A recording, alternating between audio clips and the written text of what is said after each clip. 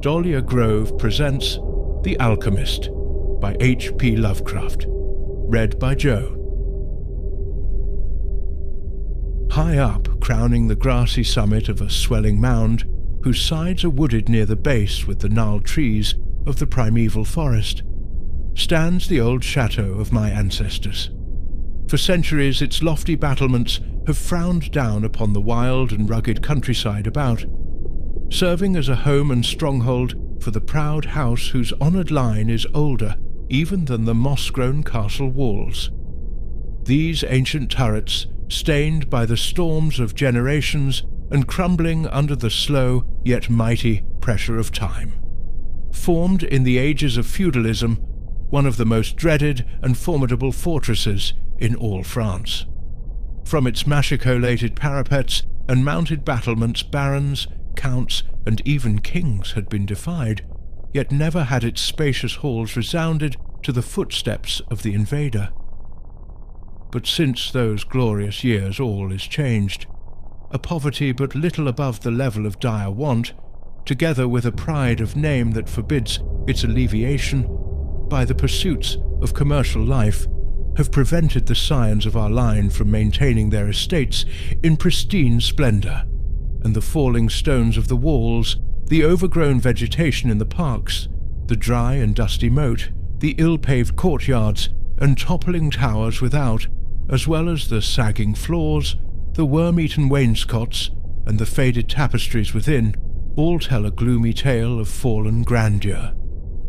As the ages passed, first one, then another of the four great turrets were left to ruin until at last but a single tower housed the sadly reduced descendants of the once mighty lords of the estate. It was in one of the vast and gloomy chambers of this remaining tower that I, Antoine, last of the unhappy and accursed Comte de C, first saw the light of day 90 long years ago. Within these walls and amongst the dark and shadowy forests, the wild ravines and grottos of the hillside below, were spent the first years of my troubled life. My parents I never knew. My father had been killed at the age of 32, a month before I was born, by the fall of a stone somehow dislodged from one of the deserted parapets of the castle. And my mother having died at my birth, my care and education devolved solely upon one remaining servitor, an old and trusted man of considerable intelligence, whose name I remember as Pierre.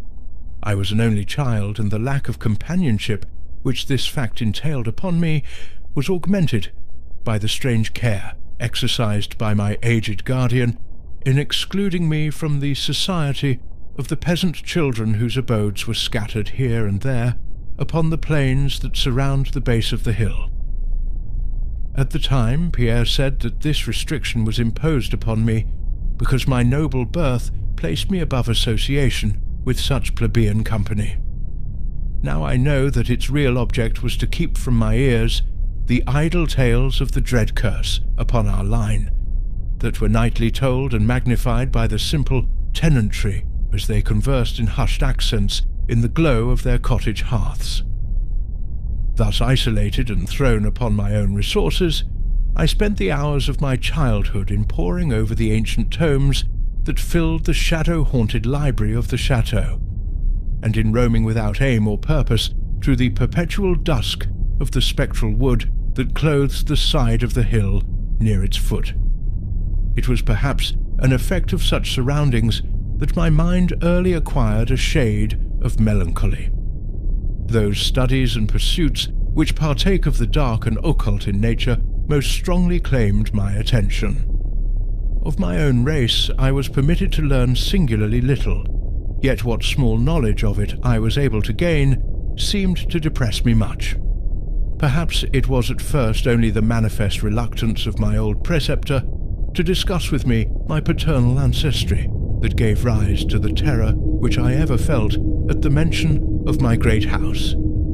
Yet as I grew out of childhood, I was able to piece together disconnected fragments of discourse, let slip from the unwilling tongue which had begun to falter in approaching senility, that had a sort of relation to a certain circumstance which I had always deemed strange, but which now became dimly terrible. The circumstance to which I allude is the early age at which all the comtes of my line had met their end. Whilst I had hitherto considered this but a natural attribute of a family of short-lived men, I afterward pondered long upon these premature deaths and began to connect them with the wanderings of the old man, who often spoke of a curse which for centuries had prevented the lives of the holders of my title from much exceeding the span of 32 years. Upon my 21st birthday, the aged Pierre gave to me a family document which he said had for many generations been handed down from father to son and continued by each possessor. Its contents were of the most startling nature, and its perusal confirmed the gravest of my apprehensions. At this time, my belief in the supernatural was firm and deep-seated, else I should have dismissed with scorn the incredible narrative unfolded before my eyes. The paper carried me back to the days of the 13th century, when the old castle in which I sat had been a feared and impregnable fortress. It told of a certain ancient man who had once dwelt on our estates, a person of no small accomplishments, though little above the rank of peasant. By name, Michel, usually designated by the surname of Mauvais, the evil, on account of his sinister reputation. He had studied beyond the custom of his kind, seeking such things as the philosopher's stone or the elixir of eternal life, and was reputed wise in the terrible secrets of black magic and alchemy.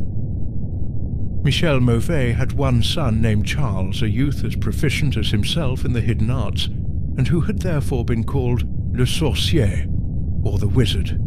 This pair, shunned by all honest folk, were suspected of the most hideous practices.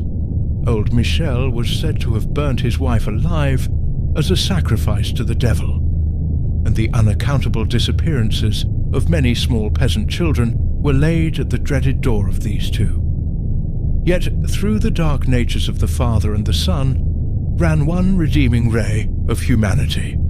The evil old man loved his offspring with fierce intensity, whilst the youth had for his parent a more than filial affection. One night the castle on the hill was thrown into the wildest confusion by the vanishment of young Godfrey, son to Henri the Comte. A searching party, headed by the frantic father, invaded the cottage of the sorcerers and there came upon old Michel Mauvais, busy over a huge and violently boiling cauldron. Without certain cause, in the ungoverned madness of fury and despair, the Comte laid hands on the aged wizard, and ere he released his murderous hold, his victim was no more. Meanwhile, joyful servants were proclaiming the finding of young Godfrey in a distant and unused chamber of the great edifice, telling too late that poor Michel had been killed in vain. As the Comte and his associates turned away from the lowly abode of the alchemists, the form of Charles Le Sorcier appeared through the trees. The excited chatter of the menials standing about told him what had occurred, yet he seemed at first unmoved at his father's fate. Then, slowly advancing to meet the Comte, he pronounced in dull yet terrible accents the curse that ever afterward haunted the house of C. Membi. May ne'er a noble of thy murderous line survive to reach a greater age than thine. Spake he when, suddenly leaping backwards into the black wood, he drew from his tunic a phial of colourless liquid which he threw into the face of his father's slayer as he disappeared behind the inky curtain of the night. The Comte died without utterance and was buried the next day, but little more than 32 years from the hour of his birth. No trace of the assassin could be found, though relentless bands of peasants scoured the neighbouring woods and the meadowland around the hill. Thus time and the want of a reminder dulled the memory of the curse in the minds of the late Comte's family, so that when Godfrey, innocent cause of the whole tragedy, and now bearing the title, was killed by an arrow whilst hunting, At the age of 32, there were no thoughts save those of grief at his demise. But when, years afterward, the next young comte, Robert by name, was found dead in a nearby field from no apparent cause, the peasants told in whispers that their seigneur had but lately passed his 32nd birthday when surprised by early death. Louis, son to Robert, was found drowned in the moat at the same fateful age. And thus down through the centuries ran the ominous chronicle. Henri, Roberts, Antoine and Armand snatched from happy and virtuous lives, when little below the age of their unfortunate ancestor at his murder. That I had left at most but 11 years of further existence was made certain to me by the words which I read. My life, previously held at small value, now became dearer to me each day, as I delved deeper and deeper into the mysteries of the hidden world of black magic. Isolated as I was, modern science had produced no impression upon me, and I laboured, as in the Middle Ages, as rapt as had been old Michel and young Charles themselves in the acquisition of demonological and alchemical learning. Yet read as I might, in no manner could I account for the strange curse upon my line.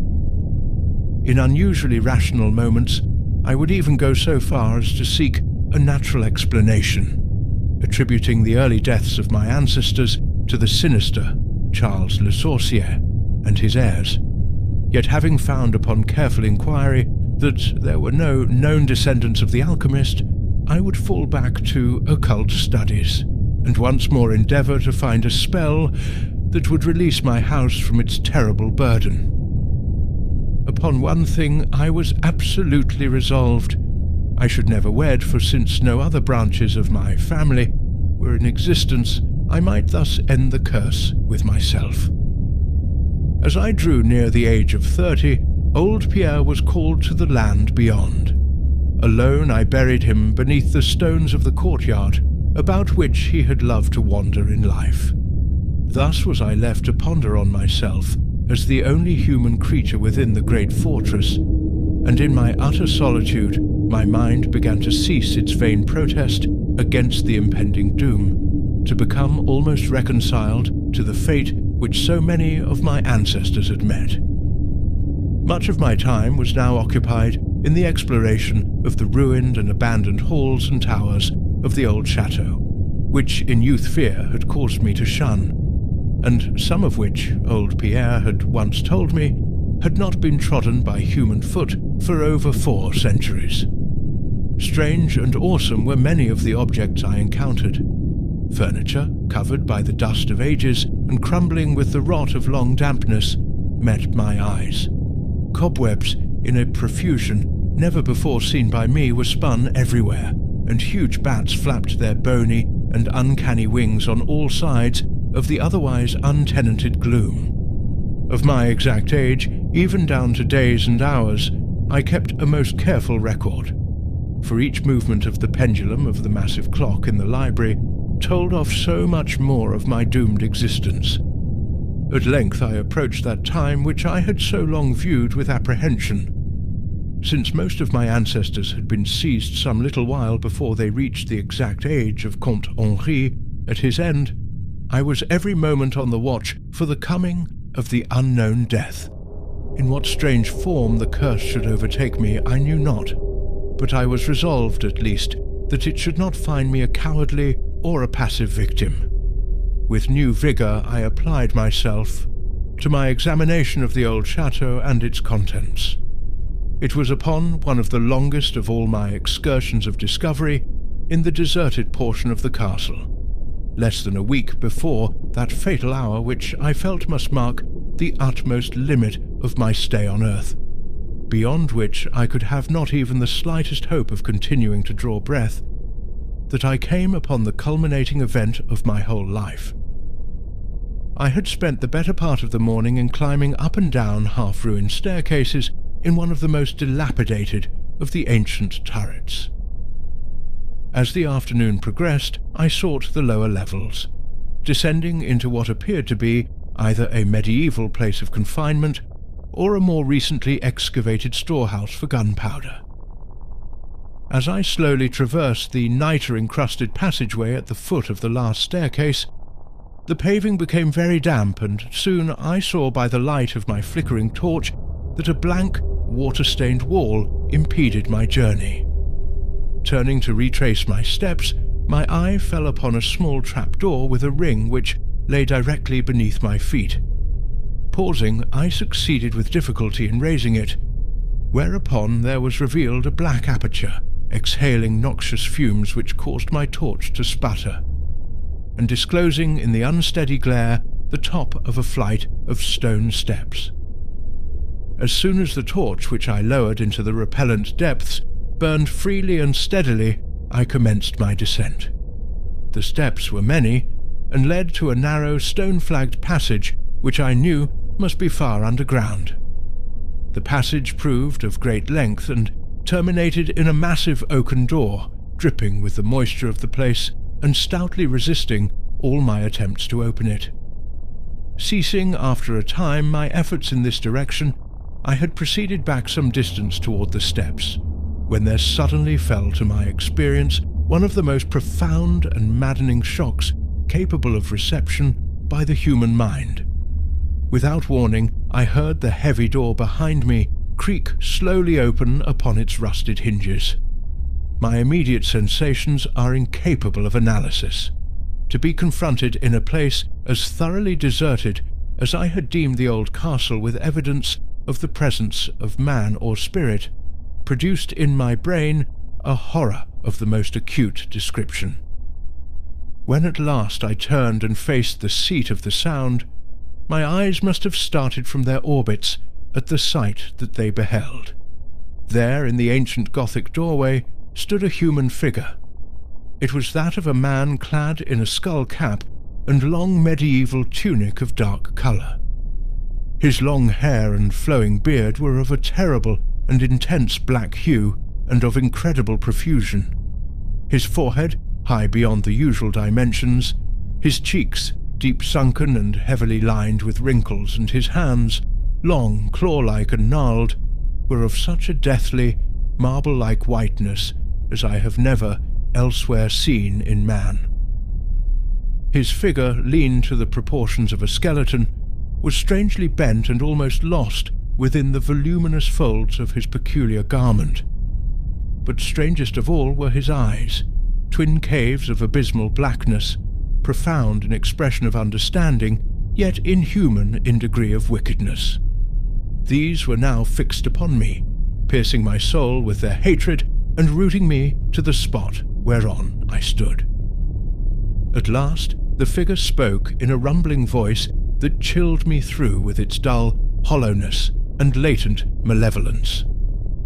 The language in which the discourse was clothed was that debased form of Latin in use amongst the more learned men of the Middle Ages, and made familiar to me by my prolonged researches into the works of the old alchemists and demonologists. The apparition spoke of the curse which had hovered over my house, told me of my coming end, dwelt on the wrong perpetrated by my ancestor against old Michel Mauvais, and gloated over the revenge of Charles Le Sorcier. He told how the young Charles had escaped into the night, returning in after years to kill Godfrey the heir with an arrow, just as he approached the age which had been his father's at his assassination. How he had secretly returned to the estate and established himself, unknown, in the even then deserted subterranean chamber whose doorway now framed the hideous narrator. How he had seized Robert, son of Godfrey, in a field, forced poison down his throat, and left him to die at the age of 32, thus maintaining the foul provisions of his vengeful curse. At this point I was left to imagine the solution of the greatest mystery of all, how the curse had been fulfilled since that time when Charles Le Sorcier must, in the course of nature, have died, for the man digressed into an account of the deep alchemical studies of the two wizards, father and son, speaking most particularly of the researches of Charles Le Sorcier concerning the elixir which should grant to him who partook of it eternal life and youth. His enthusiasm had seemed for the moment to remove from his terrible eyes the hatred that had at first so haunted them. But suddenly the fiendish glare returned, and with a shocking sound, like the hissing of a serpent, the stranger raised a glass phial with the evident intent of ending my life as had Charles Le Sorcier, 600 years before, ended that of my ancestor. Prompted by some preserving instinct of self-defense, I broke through the spell that had hitherto held me immovable and flung my now dying torch at the creature who menaced my existence.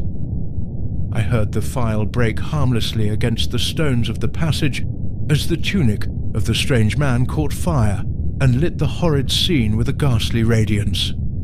The shriek of fright and impotent malice emitted by the would-be assassin proved too much for my already shaken nerves, and I fell prone upon the slimy floor in a total faint. When at last my senses returned, all was frightfully dark, and my mind, remembering what had occurred, shrank from the idea of beholding more, yet curiosity overmastered all. Who, I asked myself, was this man of evil, and how came he within the castle walls? Why should he seek to avenge the death of poor Michel Mauvais, and how had the curse been carried on through all the long centuries since the time of Charles Le Sorcier?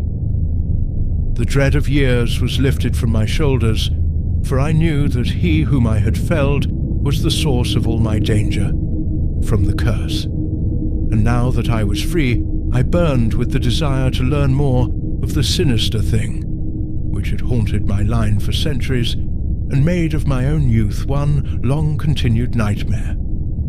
Determined upon further exploration, I felt in my pockets for flint and steel and lit the unused torch which I had with me. First of all, the new light revealed the distorted and blackened form of the mysterious stranger. The hideous eyes were now closed. Disliking the sight, I turned away and entered the chamber beyond the Gothic door. Here I found what seemed much like an alchemist's laboratory. In one corner was an immense pile of a shining yellow metal that sparkled gorgeously in the light of the torch. It may have been gold, but I did not pause to examine it, for I was strangely affected by that which I had undergone. At the farther end of the apartment was an opening leading out into one of the many wild ravines of the dark hillside forest. Filled with wonder, yet now realizing how the man had obtained access to the chateau, I proceeded to return. I had intended to pass by the remains of the stranger with averted face, but as I approached the body, I seemed to hear emanating from it a faint sound, as though life were not yet wholly extinct. Aghast, I turned to examine the charred and shriveled figure on the floor. Then, all at once, the horrible eyes, blacker even than the seared face in which they were set, opened wide with an expression which I was unable to interpret.